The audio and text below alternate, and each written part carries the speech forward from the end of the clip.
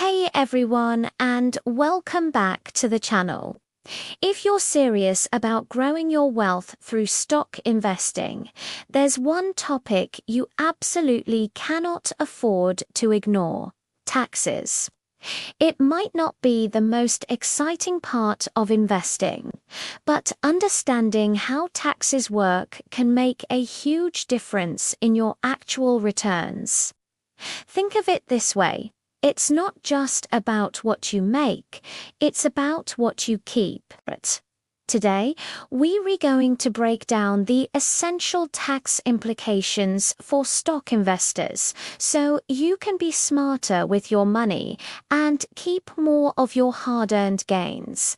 So, let's dive right in with the big one: capital gains tax. Whenever you sell a stock for a profit, the government wants its cut. This is known as a capital gain, and it's taxed differently depending on how long you held the stock. First, we have short-term capital gains. This applies to any stock you sell after holding it for 1 year or less. The key thing to remember here is that short-term gains are taxed at your ordinary income tax rate. That means they're taxed at the same rate as your salary. So, if you're in a higher tax bracket, you could be giving up a significant chunk of your profits. For example, if you're in the 24% tax bracket, you'll pay 24% on those short-term gains. This is why day trading or frequent trading can be very tax inefficient. Now, let's talk about long-term capital gains. This is where things get much more interesting for investors. Long-term gains apply to stocks you've held for more than 1 year before selling. The tax rates for these are much more favorable. For most people, the rates are 0%, 15%, or 20%, depending on your total taxable income. For many middle-income earners, you'll likely fall into the 15% bracket, which is a lot better than paying your regular income tax rate. And for those in lower income brackets, you might even pay 0% on your long-term gains. This is a massive incentive from the government to encourage long-term, patient investing. It rewards you for holding onto your investments and letting them grow over time. The difference between paying, say, 24% on a short-term gain versus 15% on a long-term gain can add up to thousands of dollars over your investing lifetime. All right, now that we've covered capital gains, let's talk about one of the most powerful tools for tax-efficient investing: retirement accounts. I'm talking about your 401k, 403b, and individual retirement arrangements, or IRAs.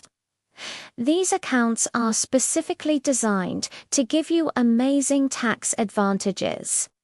There are two main types: traditional and Roth. With a traditional 401k or IRA, you contribute pre-tax dollars. This means your contribution can lower your taxable income for the year, which is an immediate tax break. Your investments then grow tax-deferred, meaning you don't pay any capital gains taxes on your trades or dividends year after year. You only pay income tax when you withdraw the money in retirement.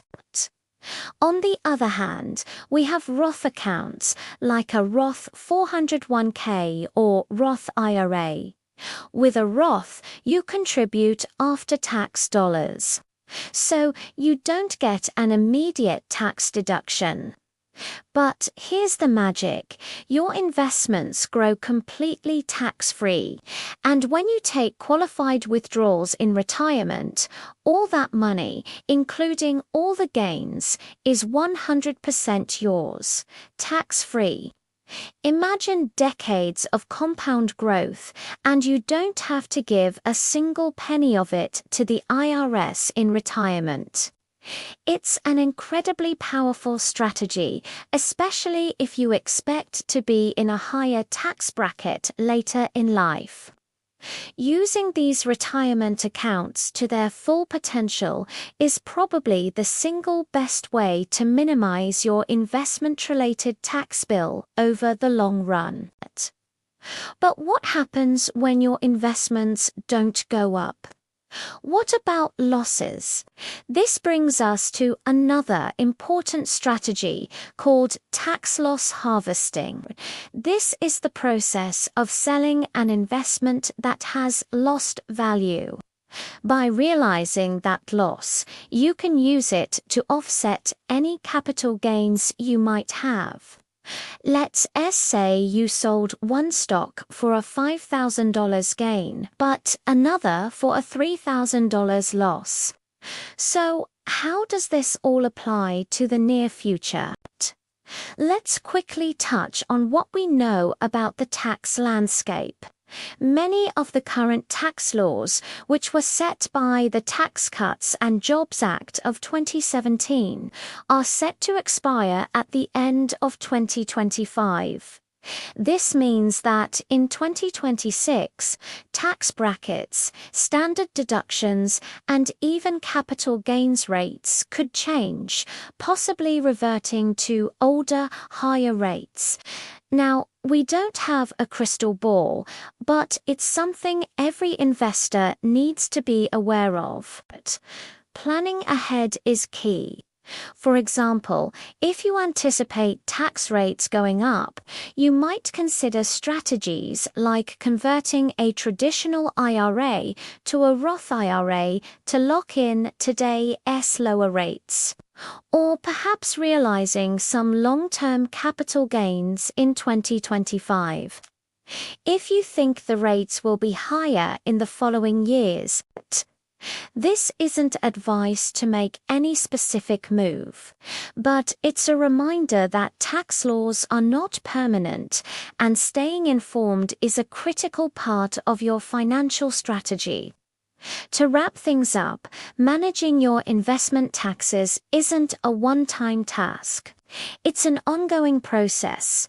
You should be thinking about it throughout the year, not just when April rolls around.